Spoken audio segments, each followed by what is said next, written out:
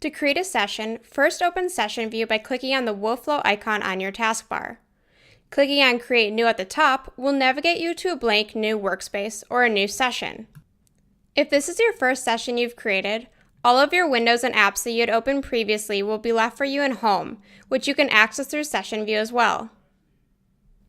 Going back to my new untitled session though, I'm going to pull open a few resources. When I'm done working on this task, I can open Session View and click Save. A pop-up will prompt you to name and review the resources you open in this session. You can also select it as a favorite session or change the color. Also, delete any resources that you don't want to save for later. In Session View now, I can see that my new session is named and showing under Current Session. Clicking the X will again prompt me to save in case I made any changes, and then close out the session so I can return to it later. Now I'm brought back to my home until I jump into another session.